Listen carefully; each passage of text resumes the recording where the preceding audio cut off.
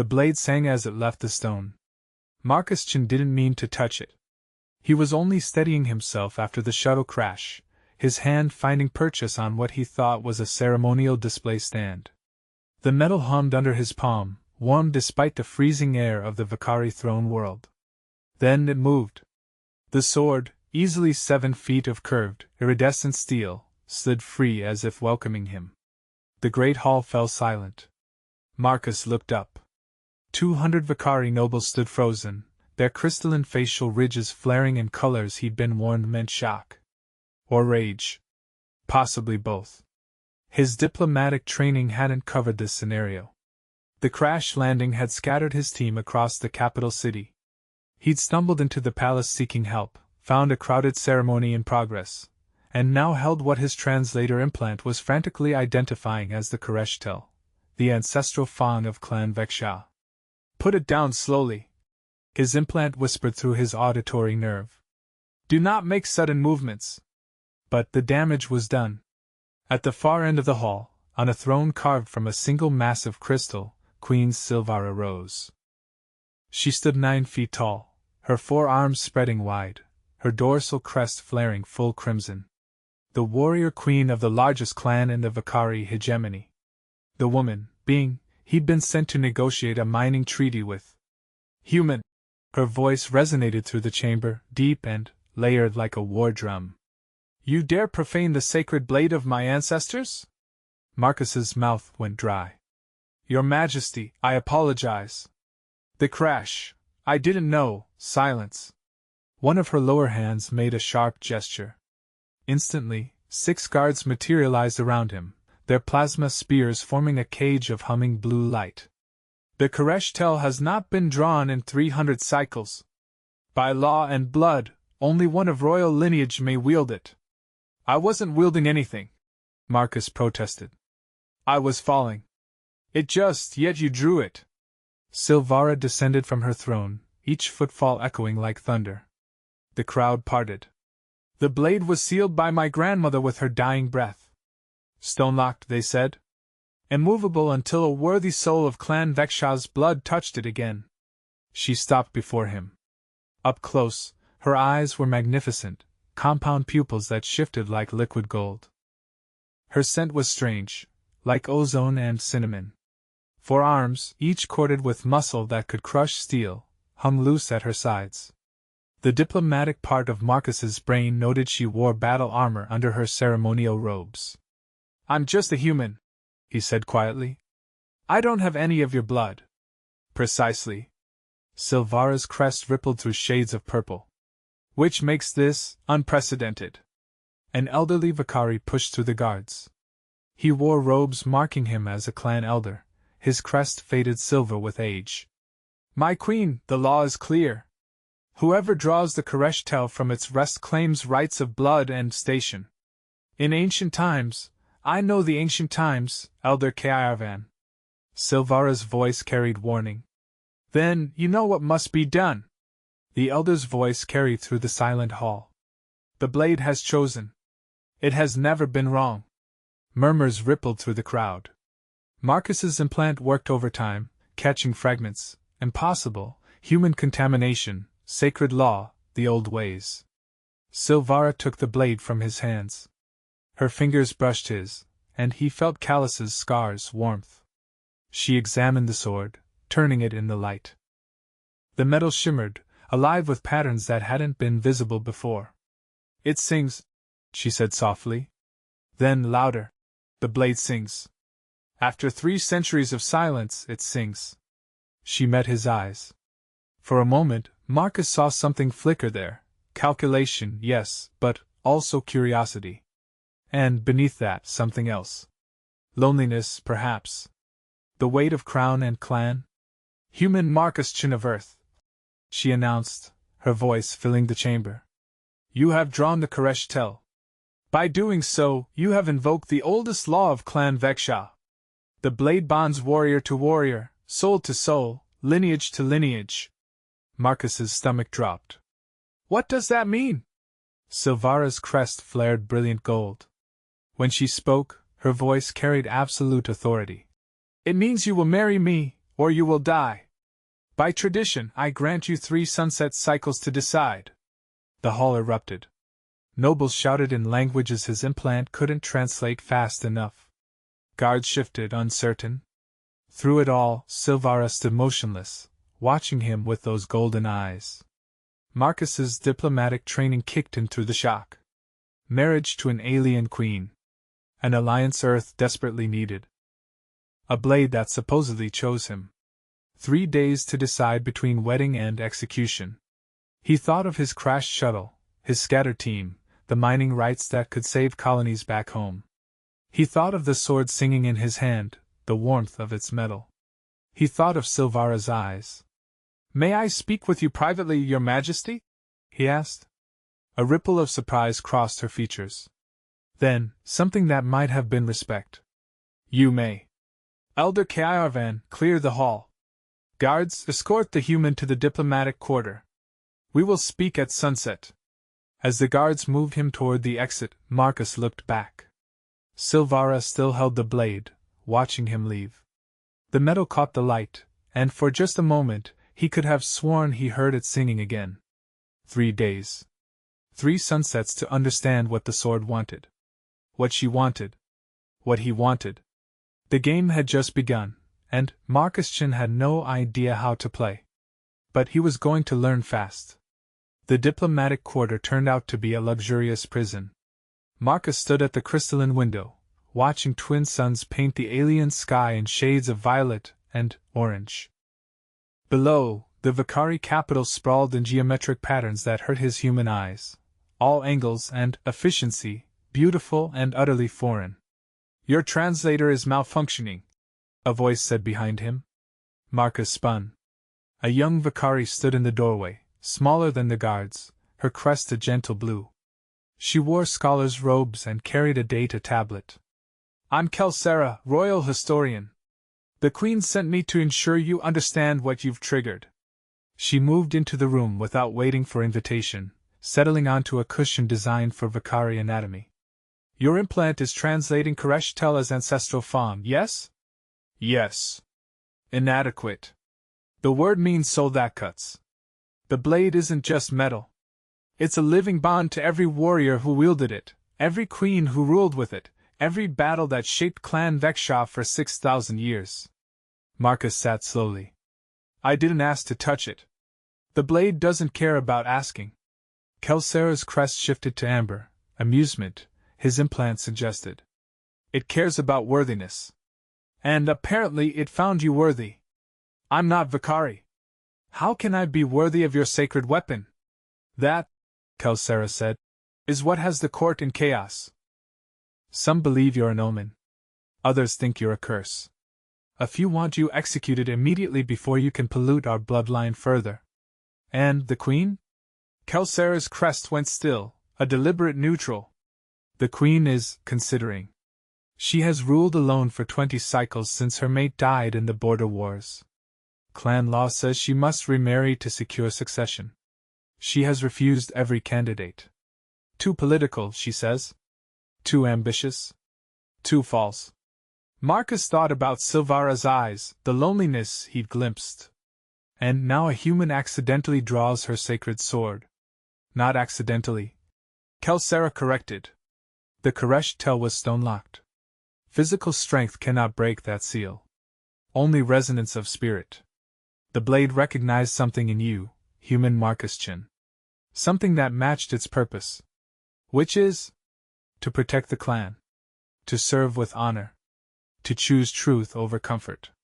Kelsera stood. "The Queen will test you at sunset. I suggest you prepare." She left as quietly as she'd arrived. Marcus stared at the alien sunset, mind racing. His crashed shuttle had been carrying mining survey data, information Earth needed desperately. His team was scattered. And now he was caught in an alien marriage ritual he didn't understand. His communicator chirped. Finally. He activated it. "Chin here. Marcus, thank God." Commander Williams's voice crackled with relief. "We've been trying to reach you for hours. The Vakari are saying you're being held at the palace." "What happened?" Marcus explained quickly. Silence followed. You drew a sacred sword, William said finally. And now the Queen wants to marry you. Or execute me. I have 3 days. Christ. Okay. The diplomatic angle. This could actually work in our favor. A marriage alliance would guarantee the mining treaty.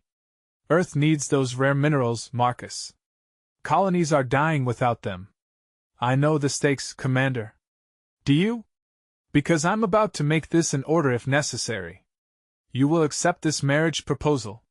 Marcus's jaw tightened. You're ordering me to marry an alien queen I met an hour ago? I'm ordering you to secure the alliance Earth needs to survive. How you do it is up to you. But Marcus, don't screw this up. Millions of lives depend on it. The connection died. Marcus threw the communicator across the room. It bounced harmlessly off a cushion. Outside, the twin suns touched the horizon. Sunset. Time to meet the Queen. Guards arrived precisely as the last light faded. They escorted him through corridors of living crystal that pulsed with bioluminescence. The palace was grown, not built, his scientist brain noted. Organic architecture on a massive scale. They reached a private garden. Real plants, or their alien equivalents, surrounded a circular courtyard open to the stars.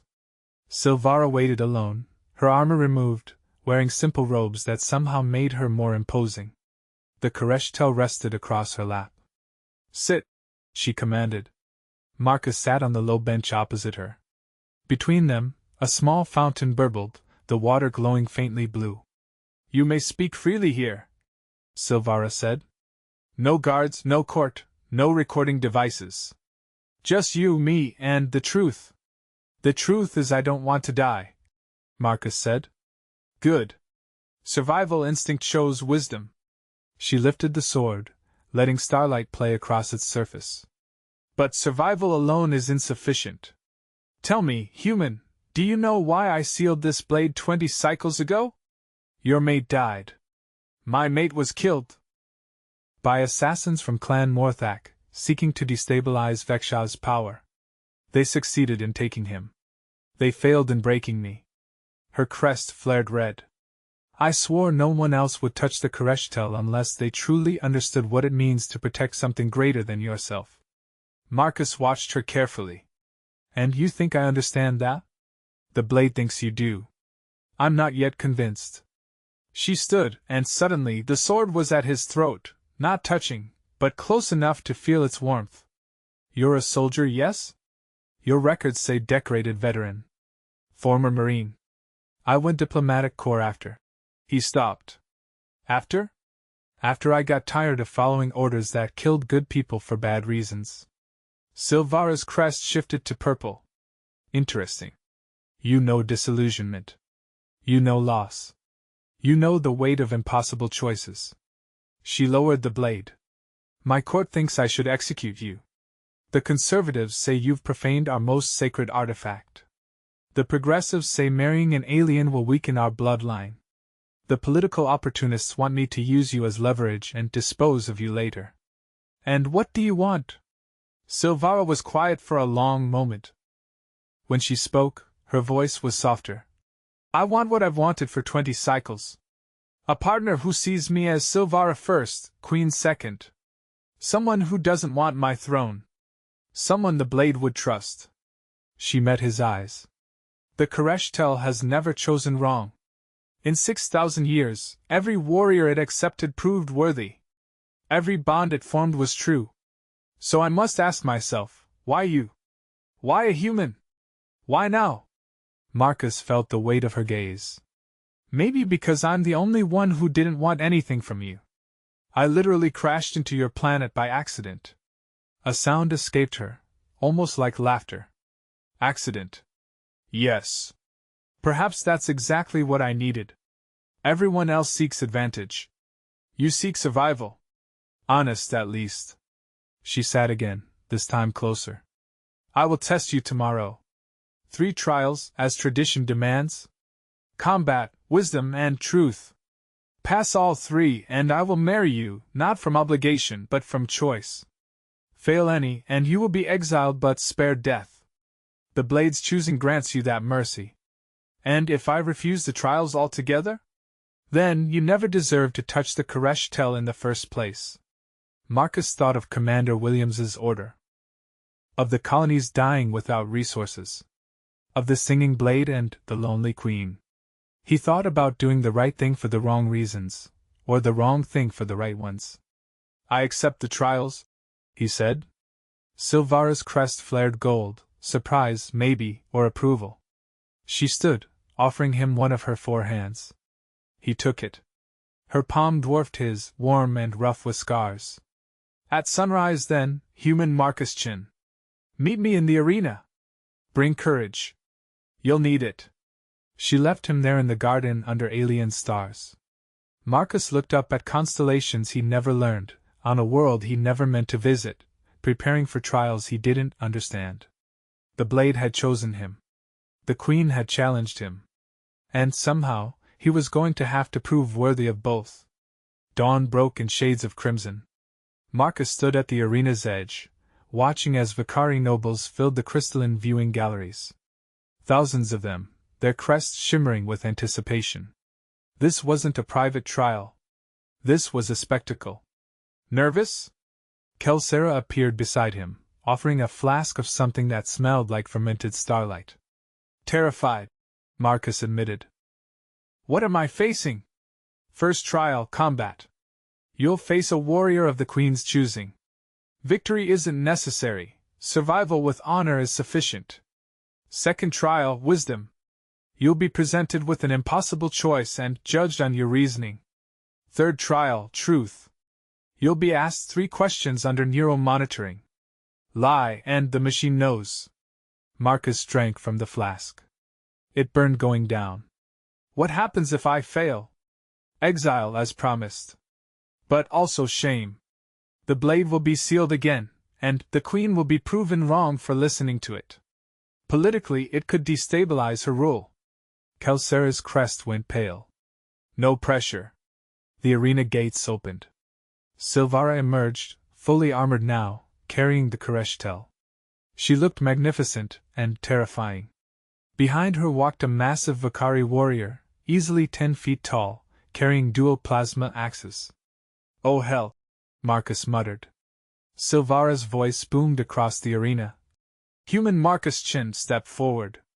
Face your first trial, combat against War Master Cordan, champion of Clan Veksha. You will be armed with the Koresh Tel itself. Defend yourself for 100 heartbeats. Begin. She tossed him the sword. Marcus caught it, and the blade sang in his hands, that same resonant hum from yesterday. The metal felt alive, eager. Cordan charged. Marcus barely rolled aside as a plasma axe carved through the space where he'd stood. The ground exploded in molten crystal. Too slow, human! Cordan bellowed. 78 cycles I've held this title. You think 3 days training makes you worthy? Marcus didn't bother answering. He'd learned in the Marines, when outmatched, survive first, fight second. He dodged, ducked, used the arena's natural formations for cover. The Koresh Tel moved with him, lighter than it should be, responding to his intentions. 40 heartbeats. 60. The crowd was roaring now. Cordan's attacks grew fiercer. Marcus's arms burned from parrying. His lungs screamed for air. At 80 heartbeats, Cordan feinted left and struck right. Marcus saw it coming. Somehow, the blade showed him, and he didn't just block. He redirected the force, using Cordan's momentum against him. The War Master stumbled. The crowd gasped. Marcus didn't press the advantage. He stepped back, lowering the blade. 100 heartbeats, I believe. Silence. Then Cordan began to laugh, a deep, genuine sound. He offered Marcus his arm in what the translator identified as a warrior's salute. You fight like water, human. Soft until you're not. The blade chose well. Relief flooded through Marcus as the crowd erupted in mixed reactions. He'd survived. First trial passed. Silvara descended to the arena floor. Her crest showed colors Marcus couldn't interpret. Well fought. Rest briefly. The second trial begins shortly. But before she could explain, a commotion erupted in the royal gallery. An elderly Vicari in elaborate robes stood, his crest flaring angry purple. This is farce. His voice cut through the noise. Lord Mirval, Clan Morthak representative. I invoke formal protest. This human has no right to these trials. The Kereshtel was clearly tampered with, its seal artificially weakened to create this theatrical display. Silvara's entire body went rigid. You accuse me of deception, Lord Mirval? I accuse someone of it. Convenient, isn't it? A human appears precisely when you face pressure to remarry. A human somehow draws an unbreakable seal. A human who represents Earth, a species desperate for resources we control. Mirval's crest went blood red. This is political manipulation, not sacred tradition. The crowd's murmurs grew louder. Marcus saw calculation in many eyes, nobles weighing politics against belief. Clan Morthak.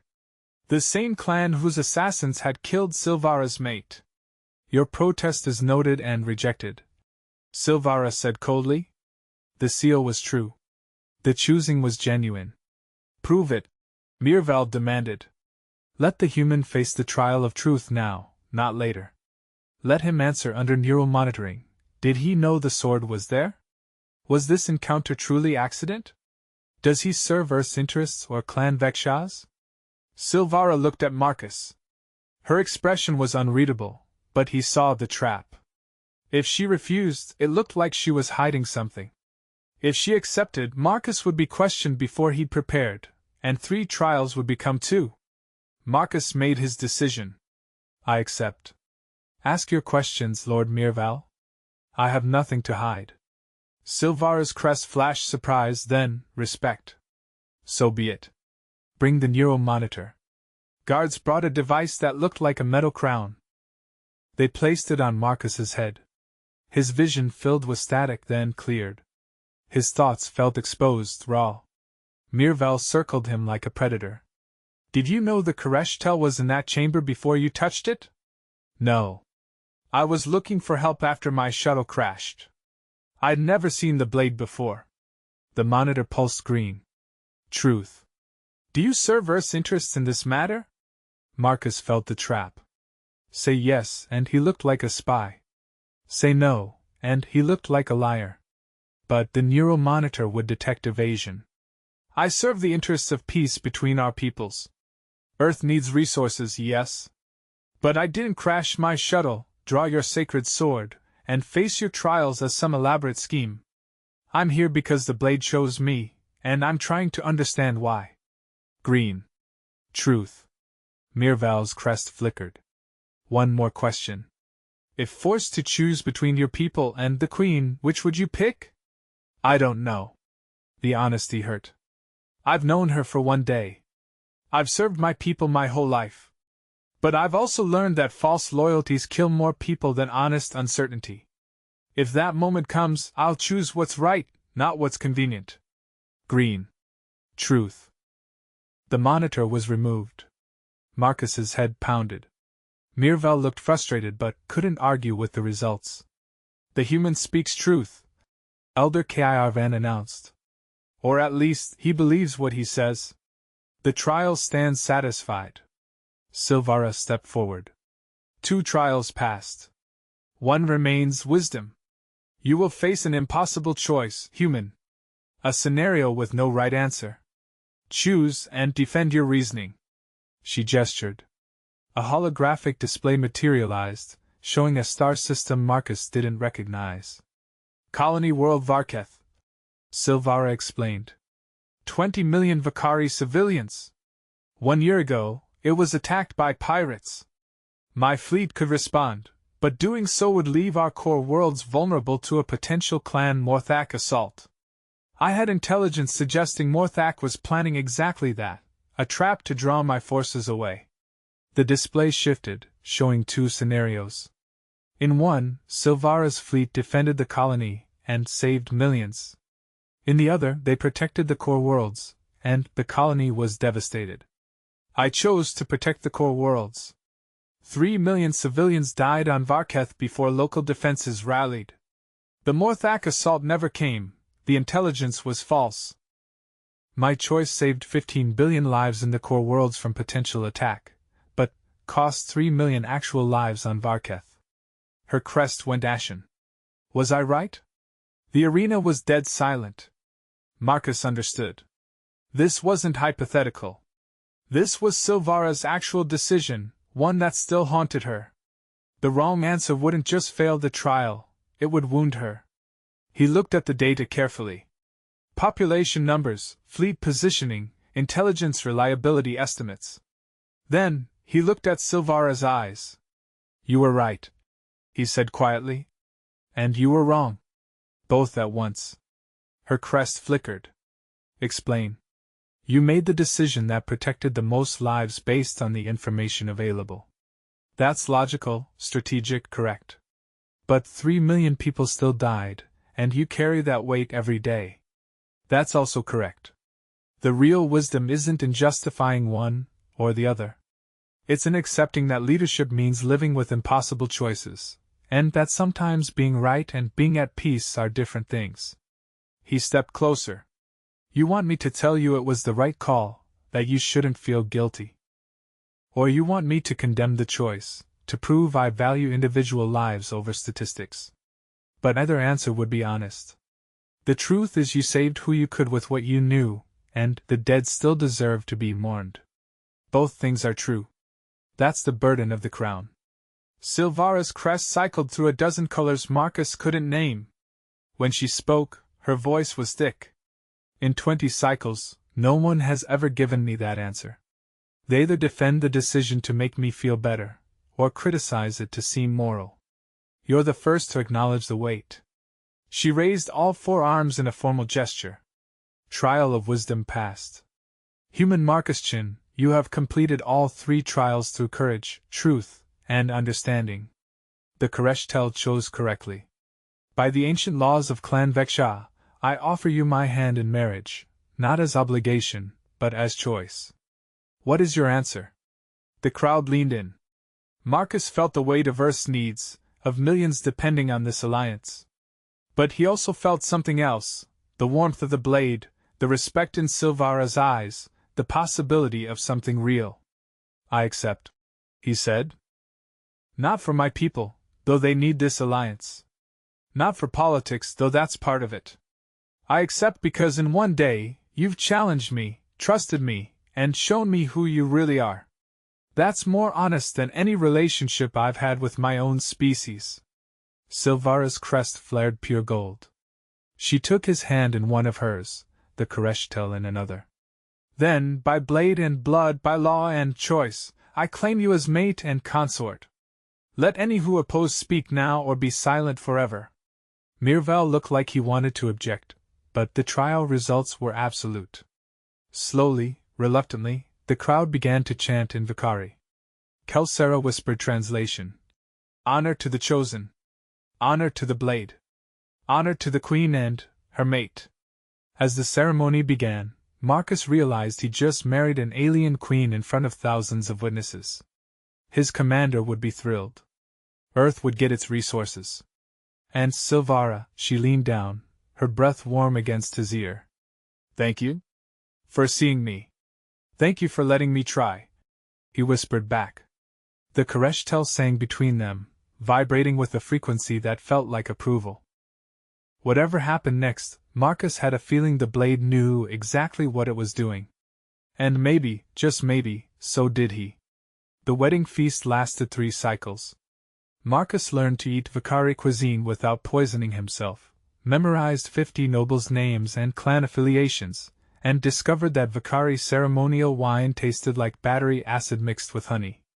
By the 3rd sunrise he was exhausted, overwhelmed, and officially married to an alien queen. The palace provided them separate chambers, tradition, Kelsera explained, until they chose to formally unite their living spaces. Marcus appreciated the consideration. He needed time to process. He sat in his quarters, staring at the Koreshtel resting on its stand. Silvara had given it to him after the ceremony. You drew it, she'd said. It's yours to carry now. His communicator chimed. Commander Williams appeared on the small screen, grinning. Congratulations, Chen. You just secured the most important alliance in human history. Earth owes you. I didn't do it for Earth, Marcus said tiredly. Williams's smile faded. You did it for her. I did it because it was right. There's a difference. Is there? Because from where I'm sitting, your personal feelings align perfectly with political necessity. Lucky for everyone. Marcus cut the connection. He was tired of being told what his own motivations were. A soft chime at the door. Enter. Silvara ducked through the doorway. Without her crown and armor, dressed in simple robes, she looked less imposing. Still 9 feet of alien warrior queen, but somehow more approachable. Am I disturbing you? She asked. No. Please sit. She folded herself onto the cushions designed for Vakari anatomy. For a long moment, they sat in comfortable silence. My advisors are pleased, she said finally. The marriage secures Earth's alliance, strengthens our position against Morthak, and satisfies the traditionalists about the blade. Everyone wins. Except us, Marcus said quietly. Her crest flickered. What do you mean?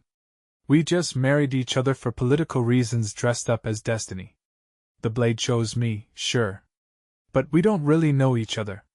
We're strangers who made permanent vows because tradition and necessity aligned. Silvara was quiet. Then, you're right. We are strangers. But I've been married before, human Marcus Chin. I know the difference between political arrangement and genuine partnership.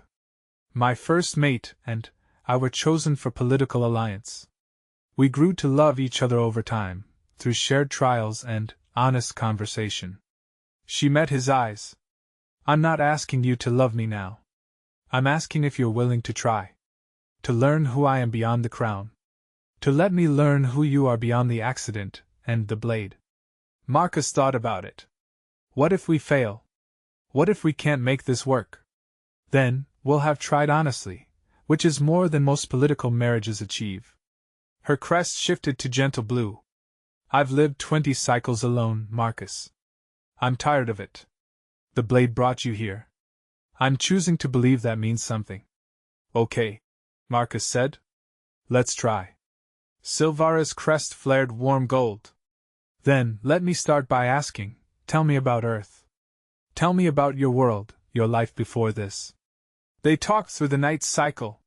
Marcus described Earth's oceans, cities, the diversity of human cultures. Silvara told him about Vakari history, the clan wars that had shaped her people, the poetry and art hidden beneath their warrior culture.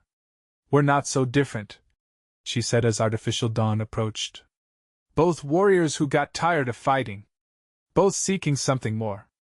Both chosen by a sword that won't explain itself, Marcus added. She laughed, a genuine sound. Yes. That too. Over the following weeks, they built a routine. Morning sparring sessions where Silvara taught Marcus Vakari combat forms. Afternoon meetings where Marcus learned clan politics and trade negotiations. Evenings alone, talking about everything and nothing. They moved slowly. A shared meal here. A conversation about childhood there. Learning each other's boundaries, preferences, fears. Marcus discovered Silvara loved complex mathematical puzzles and hated formal ceremonies. She learned he could cook human food surprisingly well and had a terrible singing voice. A month after the wedding, Mirval struck. Marcus was reviewing mining treaty proposals when the alarms sounded. He grabbed the Koreshtel, he'd learned to carry it always, and ran toward the throne room. He found chaos. Nobles scattered, guards forming defensive positions. At the center, Silvara stood surrounded by holographic displays showing multiple star systems under attack. Morthak fleet, she explained tersely. 3-pronged assault. They waited until the wedding was official, thinking I'd be distracted. Her crest flared battle red. They thought wrong. Where? Marcus studied the displays with his military training. Mineral colonies in the Keth sector. The same resources Earth wants.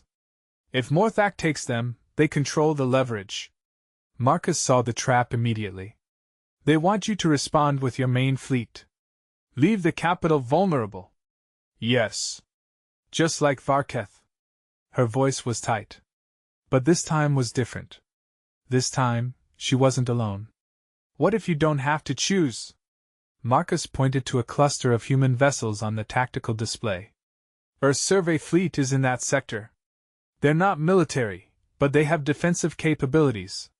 If we coordinated, your people would fight for Vakari colonies? For the Alliance? For mutual defense? Marcus's mind raced. Your core fleet stays here. Small rapid response team to Keth sector. Earth's ships provide support, and evacuation if needed. Morthak expects one response or the other, not a hybrid approach. Silvara studied the data. It could work. But it requires perfect coordination between species who've never fought together. Then, let's prove we can. Marcus activated his communicator. Commander Williams, I need to speak to Admiral Zhao. Now. What followed was the fastest joint military operation in human Vakari history. Earth's survey ships, retrofitted with basic weapons, formed a defensive perimeter. Vakari rapid response teams, small and fast, struck Morthak's supply lines. Silvara commanded from the capital, coordinating both forces with Marcus providing human tactical perspective. The battle lasted 6 hours. When it ended, Morthak's assault had failed. The colonies were saved. Casualties on both sides were minimal. And Clan Morthak's political position was severely damaged. In the aftermath, standing in the war room surrounded by exhausted staff, Silvara pulled Marcus aside. You gave me a third option, she said quietly. For 20 cycles, I've faced impossible choices alone. Today, you showed me partnership means creating new possibilities together. Marcus felt the weight of the moment. That's what the Blade wanted, isn't it? Not a warrior. A partner. Perhaps. She took his hand, the first time she'd initiated physical contact. Or perhaps the Blade simply knew I needed someone who would see me as more than a queen. They stood there, human and Vakari, watching the twin suns set over a capital that had nearly been attacked. Tomorrow would bring more challenges.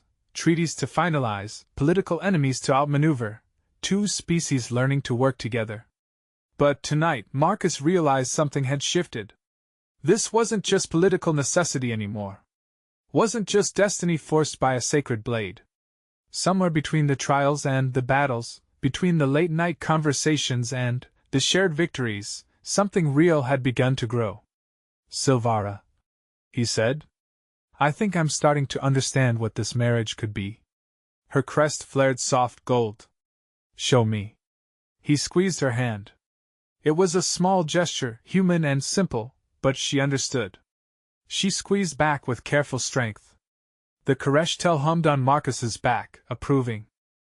They had a long way to go still. Learning to truly love across species, cultures, and differences. But they'd taken the first real step.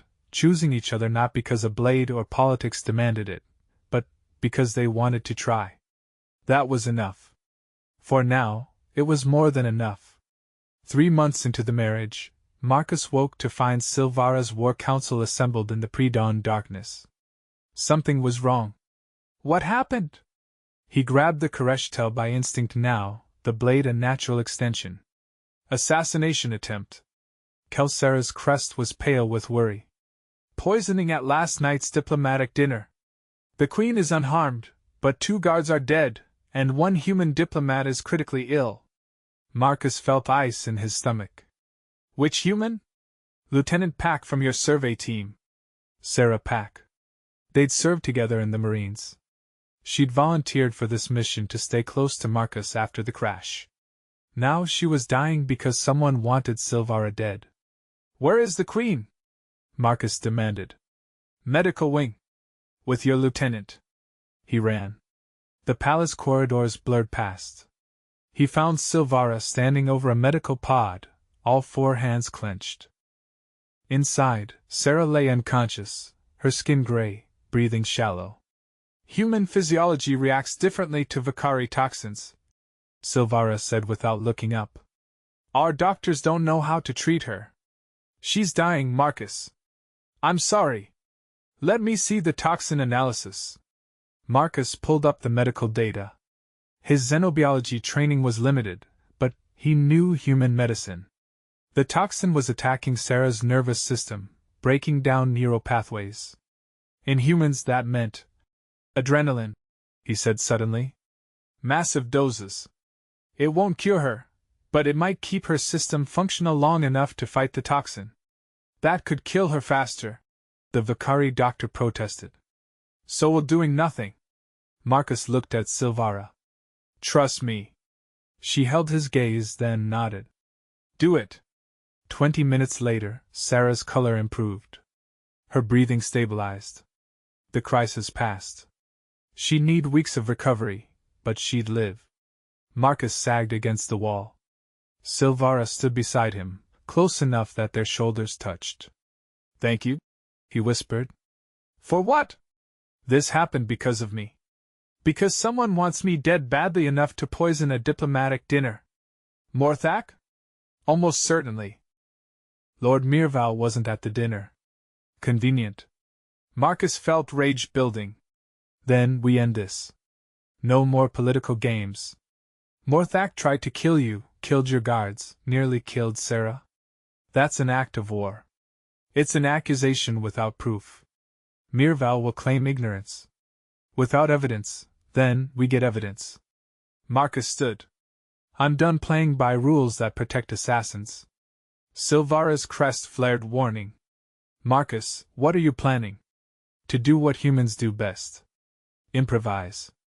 Over the next week, Marcus became a ghost. He used his outsider status. Humans were barely noticed by most Vakari, to infiltrate places a queen never could. Markets, lower clan gatherings, servant quarters. He listened, learned, pieced together information. The Koreshtel helped. The blade seemed to resonate when he was near truth, hummed differently around lies. He learned to trust its guidance. He discovered a network of Morthak sympathizers working within the palace. Not enough to stage a coup, but enough to enable assassinations. He found the servant who delivered the poisoned dishes, a young Vakari drowning in gambling debt that Morthak had paid off. I didn't know it would kill anyone. The servant wept. They said it was just something to make the queen sick, to embarrass her during negotiations. But people died. I know. I'm sorry. Please, they'll kill my family if I testify. Marcus made a choice. Then, we protect your family. The Queen's personal guard can relocate them. But you have to testify. The servant agreed. With his testimony and the evidence Marcus had gathered, they had enough. The trial was public. Thousands watched as the servant explained Morthak's role, as evidence was presented, as Mirval's carefully constructed innocence crumbled. The old lord tried to deflect, to claim he was being framed, but the truth was overwhelming. Silvara stood, her voice filling the chamber. Lord Mirval of Clan Morthak, you are found guilty of conspiracy to commit murder, of poisoning guests under sacred hospitality, and of acting against the hegemony's stability. The sentence is exile, permanent and immediate. Your clan will answer for your crimes with reparations and reduced council representation. Mirval's crest went black with rage. This changes nothing, false queen. You married an alien to save your failing rule. You rely on human tricks because Vakari's strength has left you. Clan Veksha is dying, and you accelerate its fall. Silvara descended from her throne. She moved with predatory grace until she stood before Mirval, towering over him. You mistake change for weakness, she said softly. You think clinging to old ways makes you strong. But my mate, this human you dismiss, just did what your entire clan could not. He found truth in darkness. He protected the innocent. He showed me that strength isn't refusing help, it's knowing when to accept it. She turned to Marcus, standing to the side. Come here. He approached. She took the Koreshtel from his back and held it high. This blade has chosen its bearer. Not because he's Vicari, but because he understands what you never did, Mirvel. Power isn't about purity of blood or tradition for tradition's sake. It's about protecting your people, whatever it takes. That's why the blade sang. That's why I chose him. Not politics. Not desperation. Recognition of a kindred spirit. She offered the sword back to Marcus. He took it, and the blade hummed approval. Mirvel was dragged away. The court session ended. As nobles filed out, Marcus noticed many watching him differently now, with respect instead of suspicion.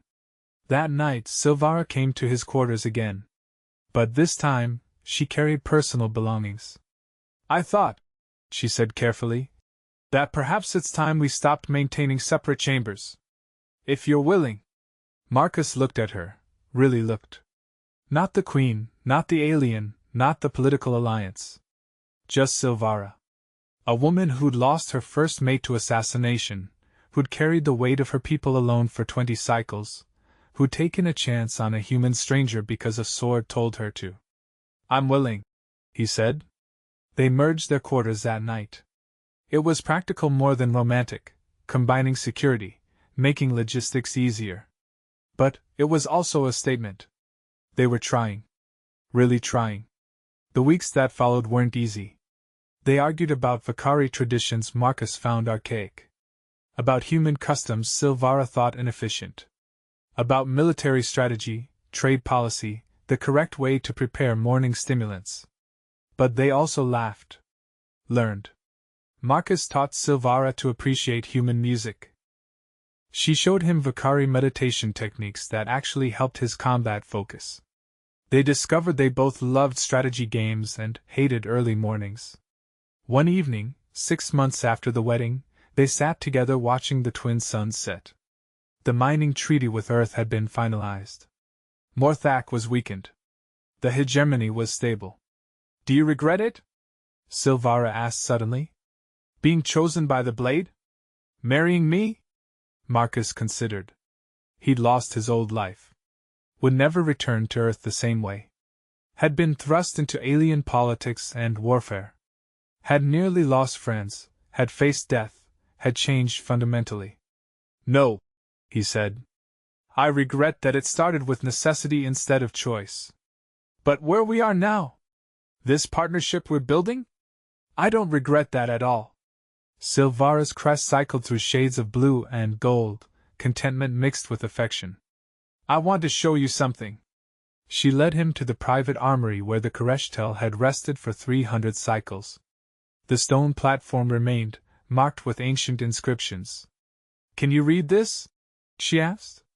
Marcus's translator engaged. The blade knows the heart before the hand. It chooses not the warrior strongest, but the soul most true. When doubt clouds judgment, trust the blade's wisdom. It sees what we cannot. My grandmother wrote that, Silvara said, before she sealed the blade. I never understood it until you. She wasn't sealing it against unworthy Vicari. She was waiting for someone whose heart matched its purpose perfectly. Someone who would choose truth over comfort, partnership over dominance, growth over tradition. She took his hand. You changed me, Marcus. Showed me that strength can be flexible. That accepting help isn't weakness. That sometimes the best choice is one you create together instead of making alone. Marcus felt emotions he couldn't name. You changed me too. Showed me that duty and desire don't have to be separate. That different doesn't mean wrong. That... He stopped, realizing what he was about to say. What? Silvara's crest lifted, curious. That I love you, Marcus said. Not because a blade chose me. Not because politics demanded it. Because you're brilliant, and stubborn, and compassionate, and fierce. Because you make me want to be better. Because when I think about my future, I can't imagine it without you. Silvara went very still. Her crest cycled through colors too fast to follow. Then she lowered her head until their foreheads touched, a Vicari gesture of ultimate trust and affection. I love you too, she whispered. My impossible human. My chosen mate. My partner. The Kereshtel sang between them, a sound like joy. They stood there as stars emerged, two beings from different worlds who'd found each other through accident, necessity, and a sacred blade that knew them better than they knew themselves. Tomorrow would bring new challenges. The hegemony needed leadership. Earth and Vakari species needed to learn deeper cooperation. There would be setbacks, arguments, cultural clashes. But they'd face it together. Not as queen and consort, not as political alliance, but as partners who'd chosen each other after the choosing was done. Marcus looked at the sword, still humming softly. Think it knew this would happen. The blade's been choosing mates for 6,000 years. Silvara said. I suspect it knows exactly what it's doing. Smug sword. She laughed, the sound echoing through the armory. Come. Let's go home. Home. Their shared quarters. Their shared life. Their shared future. Marcus took her hand, and together they walked into whatever came next. The blade had chosen well. And so, finally, had they.